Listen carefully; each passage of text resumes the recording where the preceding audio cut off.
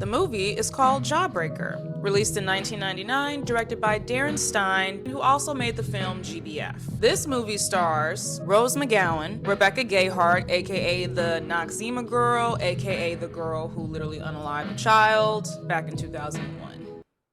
Also stars Julie Benz, who was in Dexter. I forget her name because I didn't really watch the show like that, but I know she was in Dexter. I also always think that she was in White Chicks, but that wasn't her. Tatiana Ali from The Fresh Prince of Bel-Air, also in this film. Jeff Conaway from Grease. Marilyn Manson, who plays the guy that you would probably think that he would play. And last but not least, my girl, the legendary Pam Grier, is also in this film. All right, so these psychopathic ass best friends, they kidnap their friend on her birthday. And I guess the goal is to tie her to a flagpole and sexually assault her. So what are we gonna do to her? We're gonna take her and stuff her pretty face with pancakes. Then we're gonna tie her to the flagpole in her bra and undies and watch the fun begin. And apparently this is supposed to be something that good friends do to each other. I wish I had friends that would do this for me. Do you know how girls sometimes kidnap their girlfriends on their birthdays? No. No, man. Yeah, no, man. I believe you get your ass kicked. Well, we do that. So much better than what we did last year. So much better than what we did last year. What kind of shit is that? The plan goes awry when the ringleader, who I think is a closeted lesbian and was probably in love with Liz Purr but just didn't want to admit it, plus she was jealous of her, so that's a really deadly combo. Unbeknownst to the girls, to keep her from screaming, she shoves a big-ass snowball-sized jawbreaker into her mouth, and it eventually ends up in her throat somehow. Liz Purr, that's her name, Liz Purr.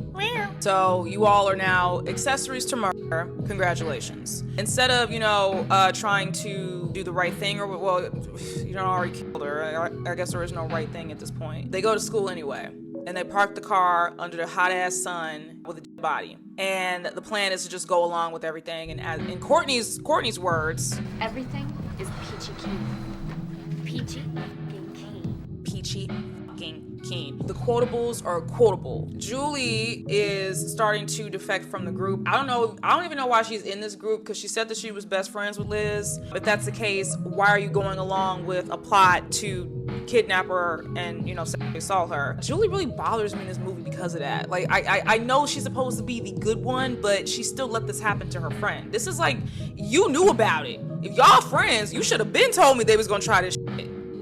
You didn't. You went along with it, Bookie. So I don't feel sorry for you. You said you're not scared of Courtney anymore, Julie, but that don't give I'm not scared of you. That gives I'm still scared of you. I mean, I get it, but still. I'm not scared of you anymore, Courtney. Lies, lies, and more lies. In the midst of her being an accessory to her alleged best friend's murder, she somehow makes some time to get some dick. The girl from Archer that has like 5 names, Judy Greer. Did I say her? I think I said her, that she's in the movie too. But yeah, Judy Greer. She plays Fern Mayo, who is a geek. She has bangs, so that's how we know that she is a geek and nobody likes her, and yeah, ew. She ends up witnessing, okay, so this is what happens. This is so stupid. They take the body from the trunk that was in the hot sun all day while they were at school. In broad daylight, they drag her body out of the car and back into Liz's home. First of all, her parents are nowhere to be found. I guess they on vacation or some shit like that. They don't lock their doors or something. They're trying to cover up their tracks, which again, Julie is here when this is happening. Bruh. They're trying to stage a rape scene so that they can get themselves off the hook. Fern was supposed to deliver Liz's homework. She also has a crush on Liz Purr. This is just a bunch of lesbianic stuff. Do you know a senior named Elizabeth Purr? You mean meow? Liz is the cat's meow. You don't know me, but I know you. I love your hair. I love the way it shines. She's got this shiny hair, it smells like apples.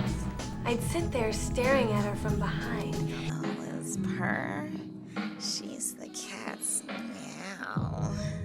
I want to lick her. She goes to take the homework over to Liz's house, and then she ends up seeing the body because Courtney dumbass turned to the side and was like, there it is, there's the body, look at it, all right. Why the fuck would you turn to the side to let her see what y'all done did. She runs away, and then obviously the girls catch her. And so Courtney was like, oh, I know what you want. You want to be popular. How about instead of you snitching to the cops, we just make you popular instead? What? It's a high school movie, so, you know, people would get a left tit. They would give up their mom to be popular so that Ethan Kraft or Danny Kessler or whoever the fuck will look at them and, you know, try to pester them for a hand job. She goes along with it. They just make her blonde and just give her better clothes. That's all they did. You know, they cut her hair, too. I would think, you know, they could do something with that wig. That was a wig. That was an awful wig. Anyway.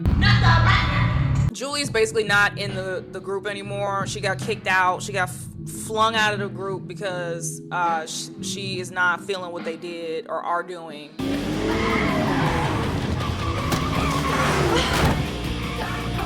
Fern, who now goes by Violet, Courtney done renamed this girl like she's a damn doll and everything. Now she's Violet. Violet starts to get too big for her britches. Remember, Julie's off getting somewhere. She ain't got no friends, and now the only person that she can talk to is this boy that had a crush on her forever. Literally, this is what... Okay, so Marcy Fox. May I introduce Marcy Fox? Foxy. Okay. Courtney's little dumbass flunky. She starts to notice that Violet is, you know, everyone is starting to follow her around. They all want to, you know, crawl up her ass and beat her and shit. It's like that scene from Teen Witch when Louise becomes popular and everybody starts stalking her immediately. Why would anybody want that? You want to be followed around school all day? Hi! Oh my God, can I hold your books? How about, get the f*** out of my face. When they come up on Violet, Courtney gets upset. This is all she's doing though.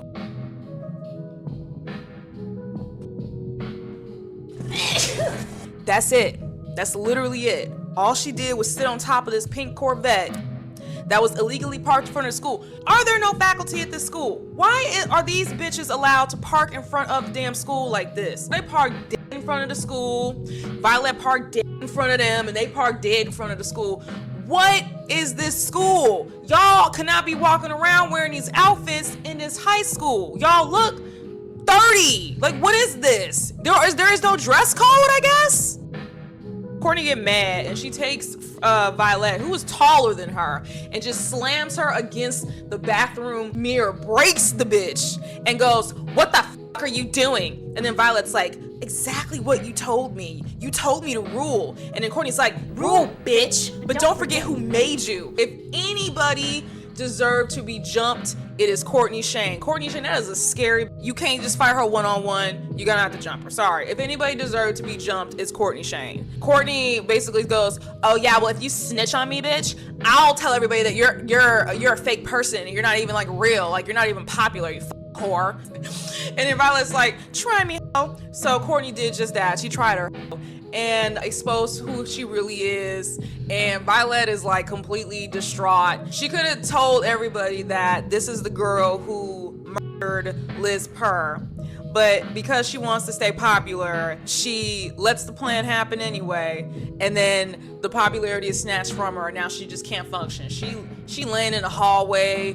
You would have thought her mom died. And her and Julie end up becoming friends again because apparently they was friends before. Fern, do you remember 4th grade? Yeah, we used to have sleepovers. Do you remember my Holly hobby oven? And your parents wouldn't let you have one because they were afraid that you were gonna electrocute yourself? And we used to bake cakes together. So Julie just like to just ditch people. Once she gets popular, she's like, okay, bitch, I don't know you anymore. Go away. She'll turn on her own best friend. I don't like Julie. You know what? Yeah, I just figured it out. I do not like Julie. Courtney comes back and antagonizes them or whatever, and she's just like, oh, isn't this cute? Oh, you guys are like fucking lesbians or whatever. I'm just like, pot kettle, pot meat kettle. Julie and her new boyfriend trying to uncover, you know, trying to bring Courtney to justice because even though they brought Foxy Brown in as a detective, she's bad at her job. Well, I just want to tell you that we have a suspect in custody. I think we found the man leaving Liz's house that morning. And if his What are you talking about? Because what do you mean? See, I done knocked the damn. What do you mean you found the man that raped Liz Purr? I feel like there was a lot that didn't make any sense. I don't understand how y'all took from that, because wouldn't y'all like have seen, like, wouldn't the injuries not you know, let me stop. I am not a forensic analyst at all, but I think that there's just a lot of holes in that story. Marilyn Manson was the guy that Courtney was going to use to frame him for Liz. By the way, when this happens, she literally, I don't know how y'all keep getting into this house. If the parents, where are the parents? Went back to that house, had sex with Marilyn Manson in Liz's bed. She literally took her off the bed, because remember, they were staging a rape scene. She was on the bed at first, took her off of the bed, threw her ass under the damn bed like she was old laundry. Marilyn Manson, when he leave, she stinks. This is a decaying body. How are y'all over here having sex in this fucking room? It smells terrible. I can't, like, just handling this body. Are you using gloves? I think she went back the day after, but like, what the fuck? Nobody sees anything. There's no nosy neighbors. There's always a nosy neighbor. She was really good in the movie, though. I love that scene when she was interrogating all the girls, and she was just like, it's hard. Like a rock. The Chekhov's of the movie is this little photo that, you know, you open a greeting card, whatever. You open it up, record it, and it'll say something. So the greeting card somehow picked up Courtney saying, I can't, Liz. I can't the teen dream. Deal with it. I'm telling you, Courtney's quotables. They go to the prom. Again, there's no faculty anywhere. Nobody watches anything these kids do. And in the spirit of Carrie, Julie and the boyfriend and Fern, her name is Fern. I'm calling her by her government name. Her name is Fern. They go and expose, you know, what happened because they played the greeting card over a sound system because, again, there are no adults around. Courtney gets crowned. Yeah, y'all voted for a psychopath. She gets exposed and everybody realizes that it's her. And instead of like all jumping her, they throw flowers at her. Y'all could have all took turns beating the fuck out of this lady, but y'all threw flowers. Y'all threw flowers. I mean, I'm pretty sure it's an artistic thing or whatever, but no. Y'all love Liz as much as y'all love her. Y'all should have thrown hands, not flowers. Everybody, put your hands up! You only hit me with flowers! But Courtney gets taken to justice. Julie takes a photo of her. She's like, yeah, so that's Jawbreaker. I feel like I'm missing some stuff that happened. Oh, Courtney invited some loser over that she clearly don't like and, you know, made him deep throat a popsicle. Yeah, Courtney, I hope Courtney got life, but she probably didn't. Let's just keep it a buck.